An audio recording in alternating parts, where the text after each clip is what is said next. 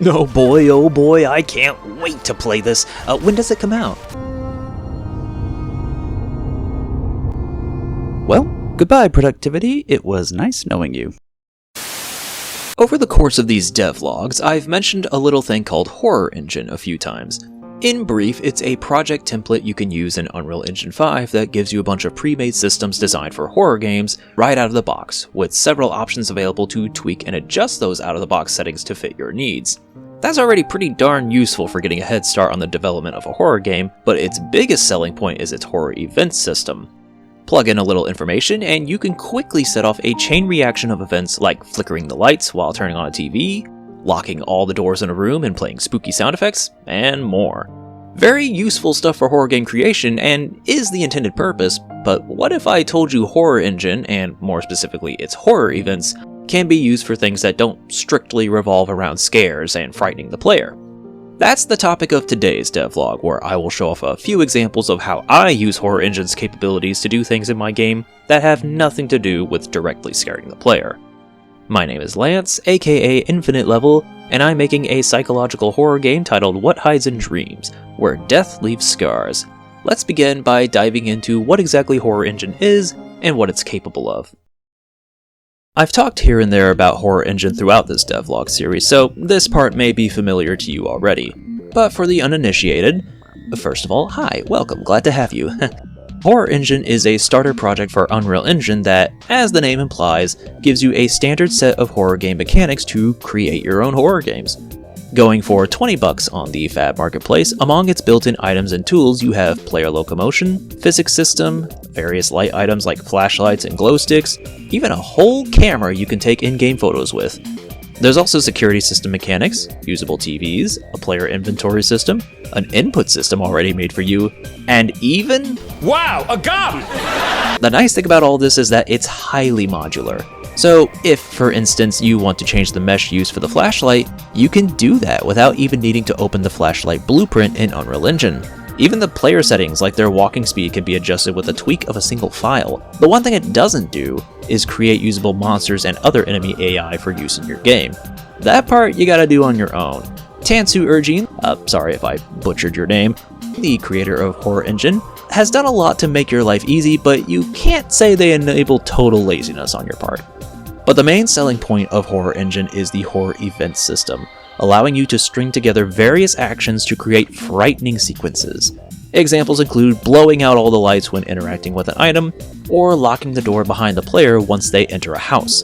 And those are just a couple really simple examples. If you want them to be, horror events can be really complex. Like almost everything else in Horror Engine, they're highly modular and can allow you to perform all sorts of actions without even needing to edit a blueprint. Put it all together, and you get an extremely helpful starter project that has certainly helped me with my own game in countless ways. Now, in order for the rest of this devlog to make sense, it's gonna be helpful to understand how horror events work within Horror Engine. I'm gonna try to keep this simple, but this might get a little technical, so brace yourself and get ready to learn, because we've got ourselves another edition of Lance's Tech Talk! Oh my god, my first recurring bit, and it's this of all things, God help me. In Horror Engine, everything operates off of events. The types of events include open, lock, overlap, look, and the ever-reliable begin play, among many others. In order to make a horror event, you must first specify what type of event triggers the horror event, and then what events that horror event must trigger in other objects. For instance, in my own game, there's a hallway with an invisible trigger box. When the player overlaps with that trigger box, it checks for any overlap horror events attached to the object. The horror event then looks at all light objects I specify and triggers their flicker events for a couple seconds before then unflickering them using the aptly named unflicker event. At this point, you might think that this can only work with the default Horror Engine objects, limiting what you can and cannot interact with. But I'm here to tell you that you assume too much, for indeed horror events can also work alongside your own custom blueprints. All objects that can interact with horror events derive from Horror Engine's Use class. This Use class is the foundation for basically everything in Horror Engine. What this means is that so long as your custom blueprints inherit from the Use class, it can also interact with horror events. Take these giant glowing eyes, for instance, my own personal creation.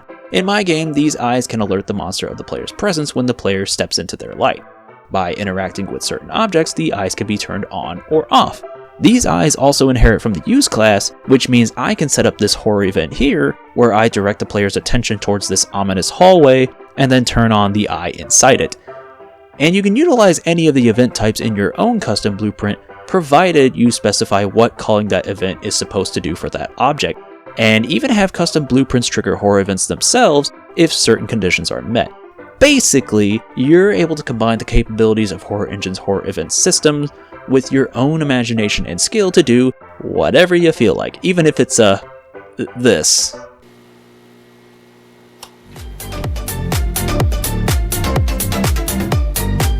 I know it's called Horror Engine, but there is a brilliant comedy game waiting to be made with these tools. That's not even all horror events can do, by the way. I haven't even mentioned how horror events is how I literally load levels, which is an out-of-the-box feature, by the way, because oh my gosh, Horror Engine has everything. But for the sake of time, we're gonna move on to the main point of this video, that being how I use horror events to do things that are not at all scary.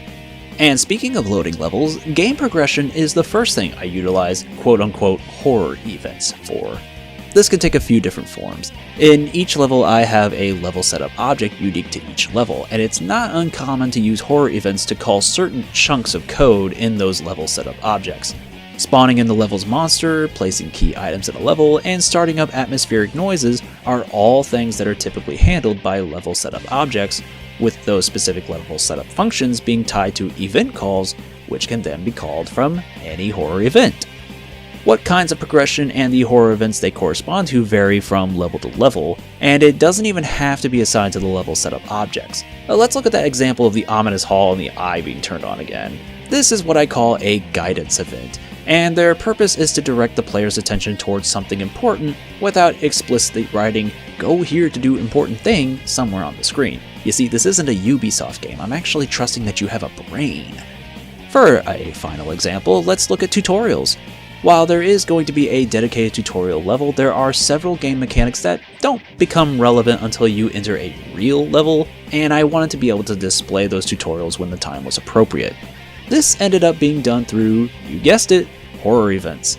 I have tutorial actors that can be called from a horror event whenever they become important, such as when a monster spawns or the player picks up a flashlight. This could be applied to any level too, so that no matter which order the player tackles levels in, they're guaranteed to get those necessary tutorials when appropriate, and only once per save file because, again, I trust that they have a brain and can remember that shift is for running. Okay, how about a real interesting conundrum? Let's say you want horror events to interact with a non-horror engine object. Is that possible?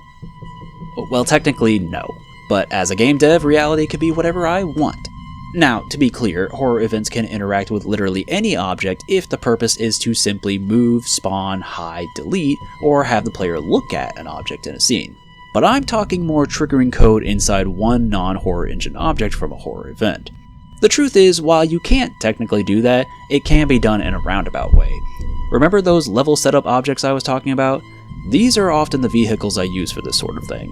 In my game, monsters are their own class, simply called Monster. Monsters do not inherit from any horror engine class, which means that they cannot utilize any horror engine functionality. They are their own thing entirely. So instead, I use a different object, the level setup object most commonly, that does inherit from horror engine's use class to act as a kind of middleman or messenger to the monster. In my case, this is generally done in any of the monster introduction cinematics, which are short cutscenes meant to show the player that the monster exists and give them a little hint on what their unique ability is. But I can do more than that if I want. I could, in theory, teleport the monster in and out of the level as desired, or trigger unique animations, or do any number of things under the hood. Now, I'm focusing a lot on the monster here because it's the non-horror engine thing that I still try to use horror events on the most, but this literally applies to anything. So not only can horror events have utility outside of simply scaring the player, they can also provide the developer a means for every system in the game to talk to each other even if they're not specifically horror engine objects. If you're creative enough and know how to weave around the technical limitations of the horror event system, you can have horror events interact with anything your heart desires.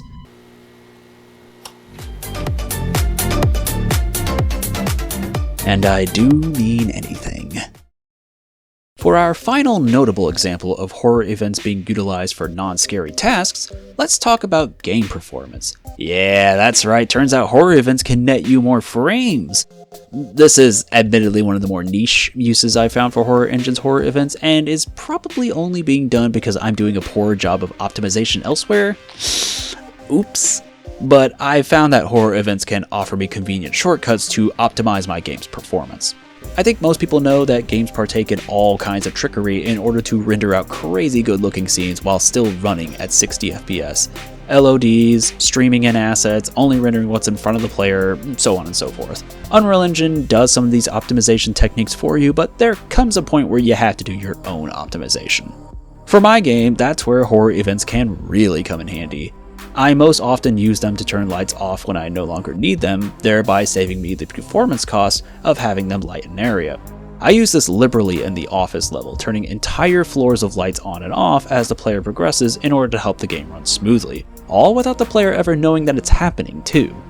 You could also use this to hide complicated high-poly objects when no longer needed, or even do some real complicated culling by linking Horror Engine compatible objects with non-Horror Engine code, do some wacky performance fixes. Though, even I'll admit that's a use case that's niche within niche. Generally, if it's something I can easily enable or disable, I'll make use of horror events to help me get a few more frames out of the game, which should hopefully satisfy those psychos who want their frames in the 200s.